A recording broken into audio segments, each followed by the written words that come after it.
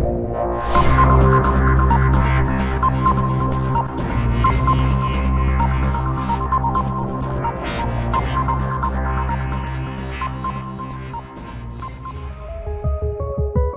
Romney and I, we both agree. We agree. We ought to bring the tax rates down. I felt the same as the president did. Governor Romney, I'm glad that you agree. But let's come back to something the president and I agree on. And the two of you agree that the voters have a choice between the two of you?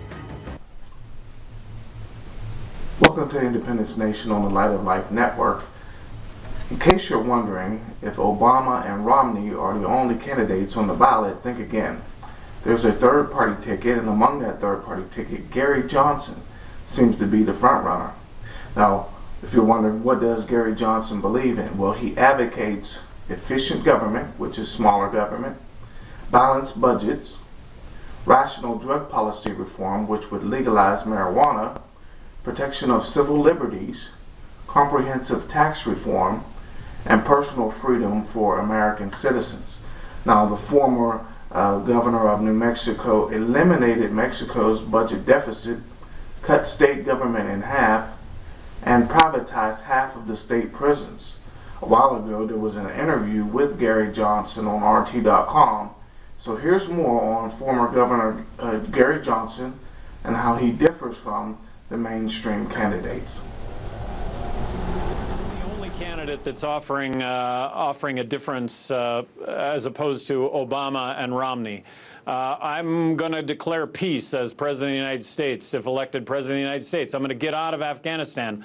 I'm going to bring the troops home. I'm the only candidate of the three that wants to balance the federal budget now. That means reforming entitlements now. I'd like to see marriage equality. I'd like to see the Patriot Act repealed. I'd like to see us end the war on drugs. I think there's a real viable third choice here. And Gary Johnson is an avid Ron Paul supporter, and here's what Ron Paul said of Gary Johnson in quotes: "I think he's wonderful. I think he's doing a good job, and people should look at him, and every individual should make up their own mind." Now, this is more here on Gary Johnson and his relationship to Ron Paul.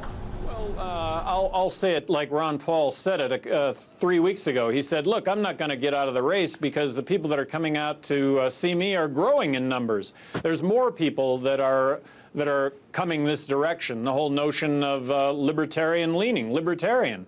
I have the same phenomenon. The more people I talk to, the more support that I get. The trend line is absolutely up. And it stems from a basis in philosophy. I think the majority of Americans are fiscally responsible and socially tolerant. I'm in that category. I think the majority of Americans are. I think the majority of Americans want to get out of Afghanistan now, bring the troops home. I think the majority of Americans understand that our budget is not sustainable, that borrowing and printing money to the tune of 43 cents out of every dollar is going to lead to the collapse of this country, a monetary collapse.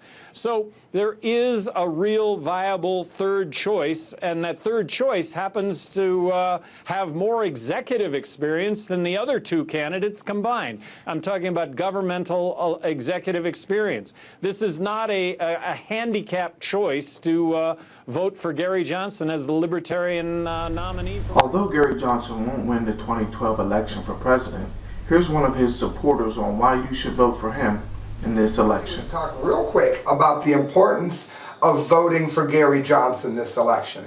And I want to tell you why.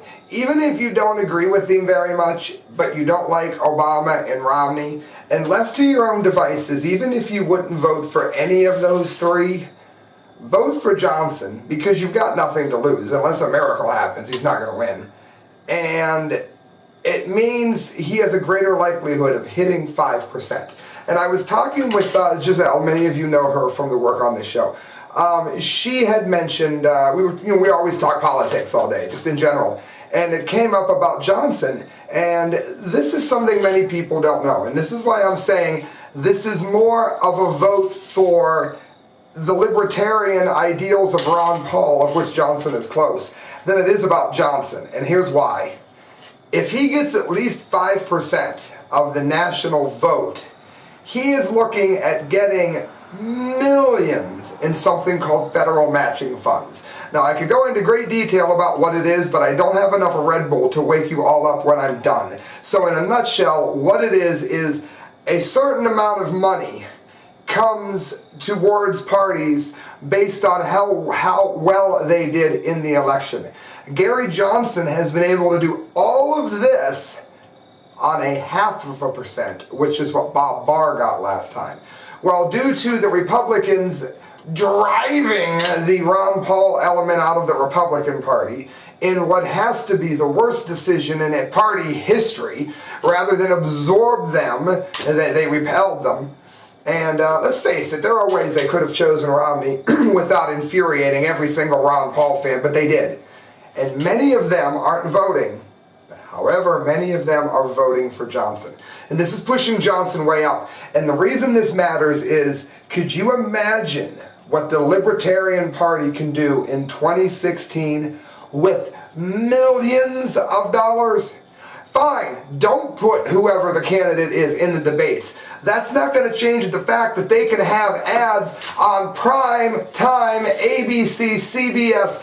They can have their ads up as much as the Democratic candidate and as much as the Republican candidate. The term matching fund refers to the money a presidential candidate is given by the federal government to match the money they have raised personally.